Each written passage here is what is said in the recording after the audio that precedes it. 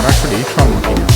ভোটাররা হ্যাঁ ভোট দিলে রাষ্ট্র পরিচালনার কাঠামো, ক্ষমতার ভারসাম্য, নির্বাচন ব্যবস্থা এবং নাগরিক অধিকারের মতো কয়েকটি গুরুত্বপূর্ণ জায়গায় বড় ধরনের পরিবর্তন আসবে।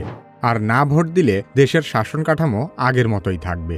অন্তর্বর্তীকালীন সরকার জনগণকে হাঁ ভোট দেওয়ার জন্য ব্যাপক প্রচারণা চালাচ্ছে, কিন্তু এখনো দেশের অধিকাংশ মানুষ আসলে জানেই না আগামী গণভোটে হাঁ ভোট দিলে কি হবে আর না ভোট দিলে কি হবে।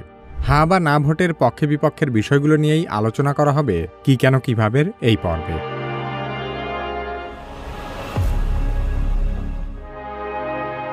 গণভোটের একটি বড় অংশই হল নির্বাচন পরিচালনা এবং রাষ্ট্রীয় সাংবিধানিক প্রতিষ্ঠান সংস্কারের পক্ষে। সে কারণে গণভোটের ব্যালটে হাঁ ভোট দিলে যেসব বিষয়ে পরিবর্তন আসবে সেগুলোর মধ্যে অন্যতম হল তত্ত্বাবধায়ক সরকার, নির্বাচন কমিশন এবং সরকারি কর্মকমিশন গঠনে সরকারি দল ও বিরোধী দল একসাথে কাজ করবে। সরকারি দল নিজেদের ইচ্ছেমতো সংবিধান সংশোধন করতে পারবে না। সেই সাথে সংবিধানের গুরুত্বপূর্ণ পরিবর্তনের ক্ষেত্রে গণভোটের বিধান চালু হবে।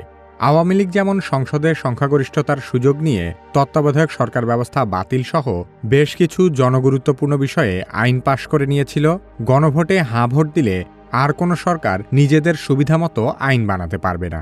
অন্ততপক্ষে আইন বানানোর আগে জনগণের কাছ থেকে মতামত নিতে হবে। সংসদের ডেপুটি স্পিকার হতে হবে বিরোধী দল থেকে। গুরুত্বপূর্ণ সংসদীয় কমিটিসমূহের সভাপতিও বিরোধী দল থেকেই নির্বাচিত হবেন। সবচেয়ে গুরুত্বপূর্ণ বিষয় হল, একটি দল যত মেয়াদেই ক্ষমতায় যাক না কেন, কোনো দলের কোনো ব্যক্তি সর্বোচ্চ 10 বছরের বেশি প্রধানমন্ত্রী থাকতে পারবেন না। সেই সাথে ক্ষমতার ভারসাম্য প্রতিষ্ঠার জন্য পার্লামেন্টে একটি উচ্চকক্ষ গঠিত হবে। তার মানে একটি বিল আইনে পরিণত হতে হলে শুধু নিম্নকক্ষেই নয়, বরং উচ্চকক্ষেও তা একইভাবে পাশ হতে হবে। গণভোটে হাঁ ভোট দিলে দেশের বিচার ব্যবস্থা সহ নাগরিকদের বেশ কিছু মৌলিক সুবিধা প্রাপ্তি সহজ হবে।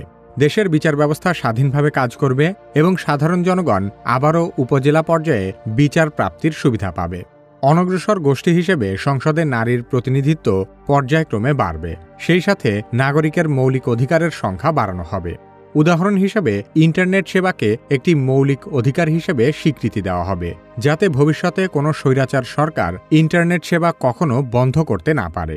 বর্তমানে প্রচলিত আইন অনুযায়ী রাষ্ট্রপতি যে কোনো দণ্ডপ্রাপ্ত আসামিকে নিজের ইচ্ছেমতো ক্ষমা করতে পারেন, কিন্তু গণভোটে হাঁ জয়যুক্ত হলে ভুক্তভোগী পরিবারের অনুমতি ছাড়া রাষ্ট্রপতি কোনো অপরাধীকে ক্ষমা করতে পারবেন না।